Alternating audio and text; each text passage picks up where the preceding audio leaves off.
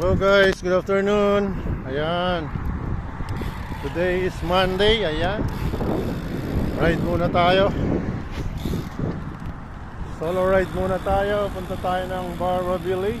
Ayan, short ride lang.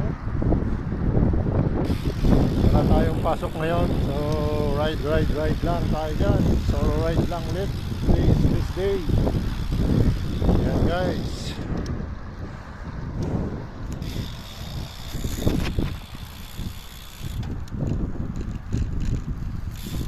Tayo sa Luwakra ngayon, pupunta tayo ng Barra Village guys.